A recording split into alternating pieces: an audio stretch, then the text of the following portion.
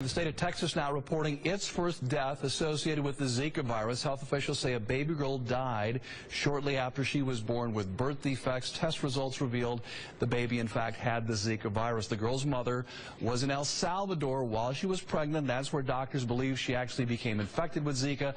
There is no evidence that mosquitoes in Texas are transmitting the virus, but doctors do urge pregnant women there to certainly avoid mosquito bites. Joining us now to put this into perspective, talk about Zika in the U.S. because it is now here. We welcome back Dr. Ginger Cameron of Cedarville University. We always like to have you in to kind of put things into perspective because we have kind of crossed a line now. We now have Zika in Texas, certainly in Florida. So it's in the U.S. The game has changed somewhat. Absolutely, and it is important to keep the numbers in mind of how many we know that we have, how many confirmed cases, in perspective of how many people we have in the United States. So it's still a pretty small number, but probably more than we know of. The Texas case, very sad. It was fatality, but again, the mother apparently picked it up in El Salvador. But different ball game in Florida. We now have mosquitoes carrying Zika confirmed to be in that kind of 1 mile radius area north of Miami. So that's, you know, the number bumped up to 21, I think I saw today, confirmed cases in Miami. So it is growing slowly, but it is growing.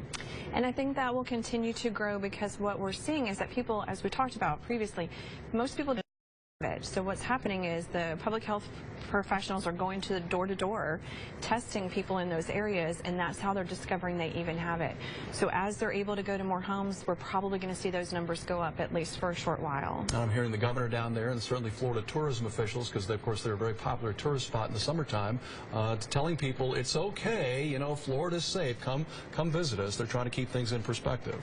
And I think that's probably true. Again, remember, these mosquitoes are very lazy, so they're not going to fly more than about 500 meters. So if you're staying outside of those zones, you have a better chance. The challenge comes in is that if somebody goes into those neighborhoods and then comes out, if they've been bitten and then they get bitten again, so it can spread very easily like that. Let me ask you finally about a couple of new weapons in the fight. You mentioned the dunks, I think you said? Yes.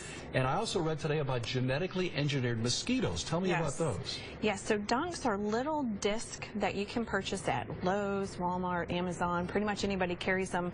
And they are relatively inexpensive that you can place into any standing water that you're not able to remove. You don't want to drink any water that you've put it in because it is a pesticide, but it'll kill off the mosquitoes in those areas. So if you have places where you can't get the water out, you can put a little dunk in. Interesting. The genetically modified mosquitoes is actually a very interesting topic, quite controversial, but what they've done is genetically altered the male mosquito who does not bite, and then he will, when he mates, transmit a genetic modification that will kill off the offspring, so basically preventing the females from reproducing. And they're talking about releasing those possibly soon in the Florida Keys. In the Florida Keys, yes. So we'll track that story certainly as it evolves. But the latest on Zika, we appreciate Dr. Ginger Cameron from Cedarville joining us and bringing us up to date on a story that certainly is not going away. No. Thank you very much. Ginger, thank you so much. Katie? All right, so the